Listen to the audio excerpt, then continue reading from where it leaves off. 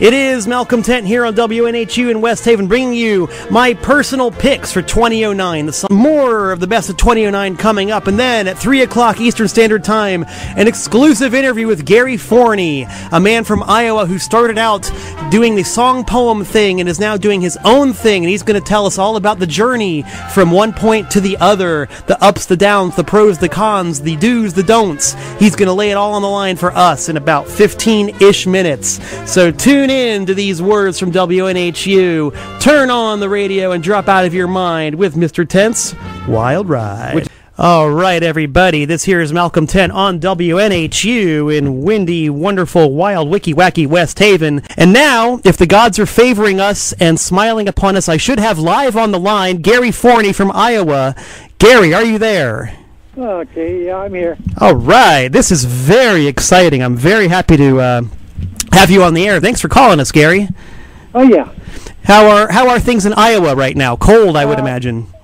Pretty cold right here right now. It was about 18 below, I think, yesterday, or I don't know. It's cold. Let's put it that way. Wow, and we're here. I think it's 18 above, and we think we've got a hard time of it. But I think Iowa's a whole different thing entirely. Woo-hoo. Oh yeah, and that's not even the wind chill.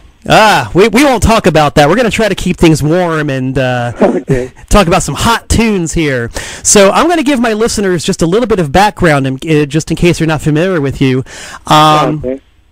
There's a movie out there called Off the Charts, and it's about the song poem industry, and you feature prominently in it. They sort of follow your adventures as you talk about your beginnings in song poems, and then sort of through your evolution as a performing artist in your own right.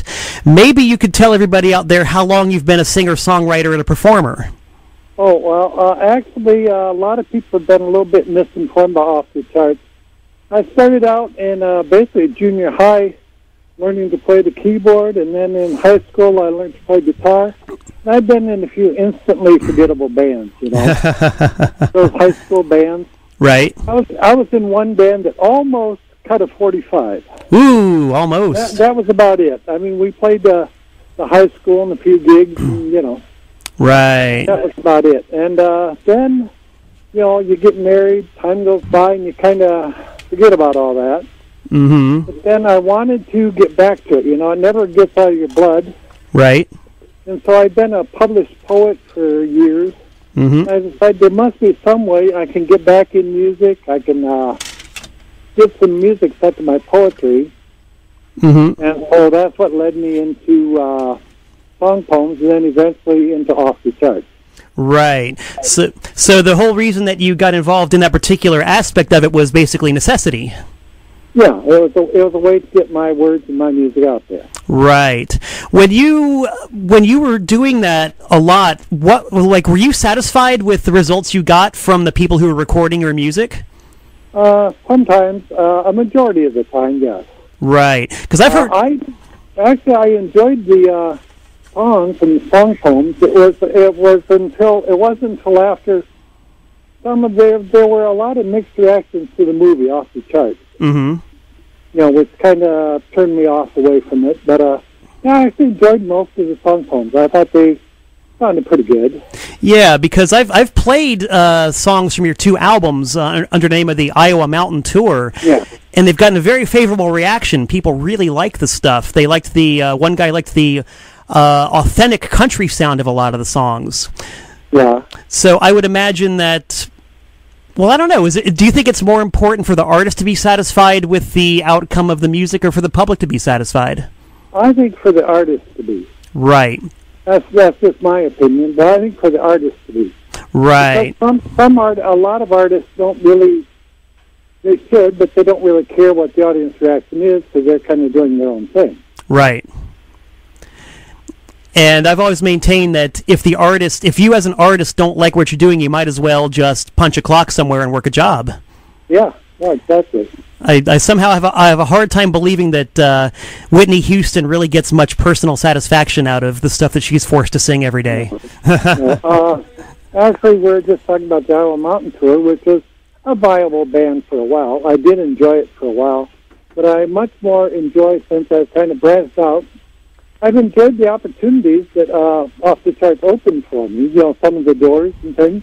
Right. But I really enjoy the new stuff I'm doing.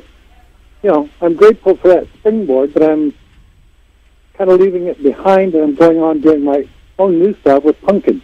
Right, and that sort of leads to my next series of questions. What was it that made you decide to actually go from having other people record your stuff to you taking control of the situation and recording your own music? Well, I'd already been kind of doing that for a long time. Mm-hmm. Some of my song poems, per se, I didn't have them write the music. I actually wrote the music, which a lot of people don't realize. Mm-hmm. And but I just had them perform and sing them. It was easier than have me do it. Right. And I realize I'm not the greatest singer in the world, but I mean, I got kind of like, this is going well. I can write. Now I'd like to perform my own stuff, Right.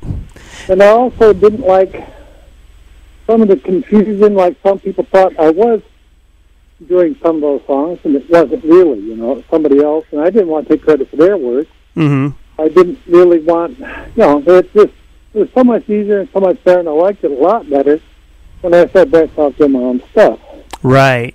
Did you Part find... of it was... I'm sorry, go ahead.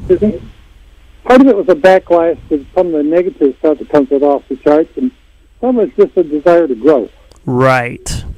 Which I would venture to say is the ultimate responsibility of an artist. You have to keep growing and pushing yourself and redefining yourself in order to remain viable as an artist. Yeah, which is kind of what I did. To escape the old image, Iowa Mountain Tour was a joke to begin with. It was just supposed to be a little joke, It was our only concert and a few things. Mm-hmm. But a lot of people didn't get that, and finally I thought, I took a risk, and I said, I want to split from this image. So I changed it to the band name to Punk'N. Mm-hmm. We went to more of a rock blues and kind of a band in the old bluegrass and a few things. Mm-hmm. Well, that was one thing that I was struck by when I first heard Punk'N, as opposed to the Iowa Mountain Tour material, was exactly how different it was, and it made me think that you really had to sit down and consciously reinvent the approach that you wanted to take when you were writing these new songs. Yeah, actually, I wrote very few songs for Iowa Mountain Tour. Mm-hmm. Maybe it was unconscious, dissatisfied with it. Mm-hmm.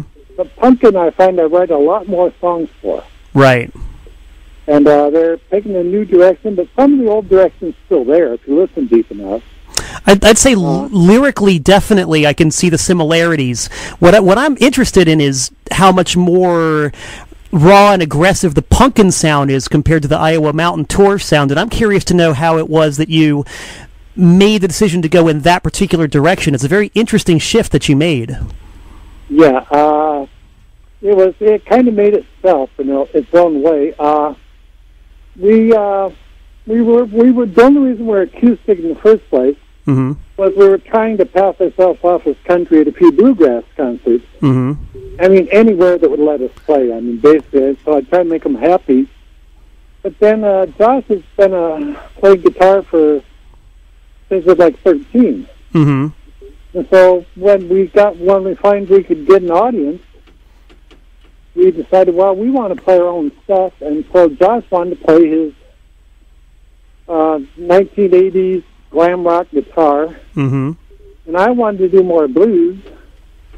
And so we ended up, and also we have to do what we can play. It's like, if we play something different, maybe we would. Yeah, right. But it's what we can play, and it's what comes most natural. So Mm-hmm. it kind of invents itself. We don't try and force it anywhere. What generally happens is, let's say if we're going to write a song, we'll go off somewhere and we'll just start jamming Mm-hmm. and see what evolves. Right. So would you say that Punk'N is more of a collaborative effort, whereas maybe Iowa Mountain Tour was a case of you writing the song and Josh playing it? Yeah, kind of. But Josh wasn't even playing that much with the old Iowa Mountain Tour. He's just kind of... The only real song that Iowa Mountain Tour kind of did was Three-Eyed Boy. Right. Which And, I think is a great song. I really like that song a lot. Yeah, I used to love performing that one. Uh-huh. And but when we went electric, it never adapted itself over to the electric sound. Mm.